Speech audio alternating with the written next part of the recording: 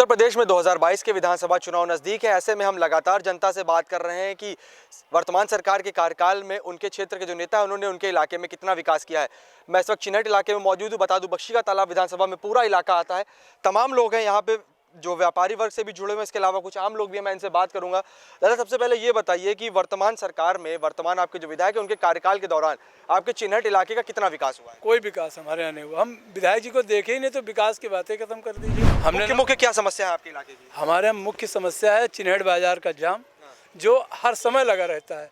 24 घंटे में 18 घंटा जाम रहता है और हम उससे हम लोग बहुत दुखी हैं।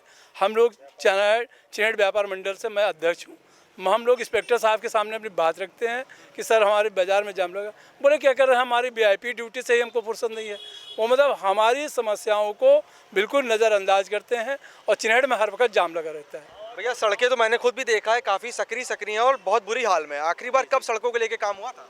पिछली सरकार में ये जो चिन्हट बाजार की रोड है, पिछली सरकार में बहुत खस्ता हाल थी, तो उसी टाइम पे ये अखिलेश यादव जी के टाइम पे ये बनी। आप बता रहे पिछली सरकार में, लेकिन वर्तमान सरकार का तो दावा है कि प्रदेश की सड़कें गड्ढा मुक्त कर दी गई हैं। अब आप पूरे क्षेत्र में जाके देख लीजिए, गड्ढे भी ऐसे ऐसे हैं कि जिससे काफ़ी लोग गिर के चोटिल हो रहे हैं और आने जाने आवागमन काफ़ी खराब है उसका। मुख्य रूप से आपकी समस्या बाहर सड़कों की है? बाहर सड़कों की, और चिन्हट के जो अंदर की कस्बे के अंदर भी कच्चे वो पड़े हैं, जहाँ पे बहुत गंदगी और सफाई वगैरह की भी समस्या है।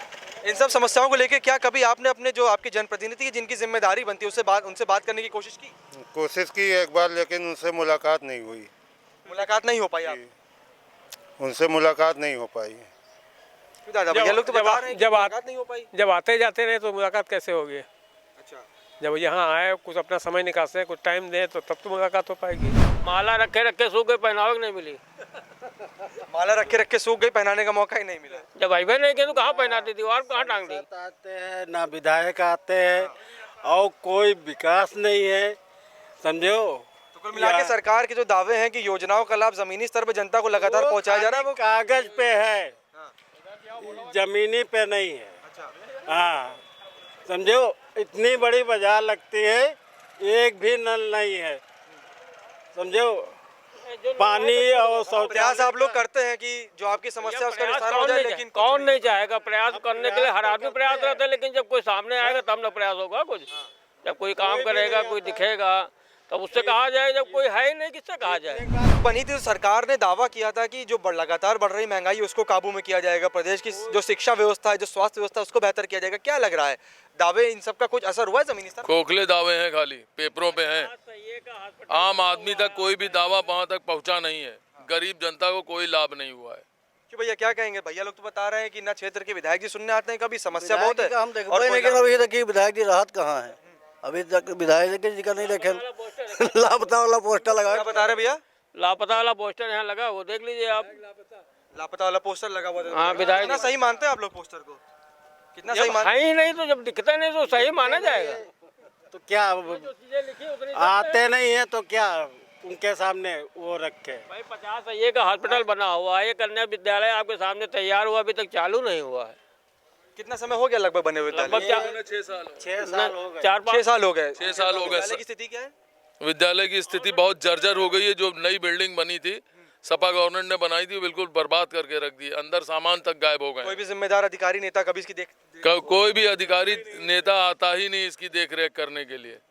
क्षेत्र के विकास नाम की कोई चीज ही नहीं है। लेकिन सरकार का तो दावा था कि प्रदेश की शिक्षा व्यवस्था जो है, अगर भाजपा सरकार बनेगी प्रदेश में तो काफी दुरुस्त की जाएगी। दावा भी बड़ा बड़ा है सरकार का।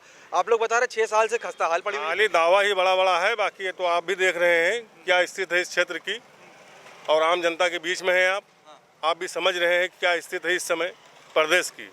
जो सामान 10 रुपए का था वो 50 रुपए का हो गया है, ये स्थिति है।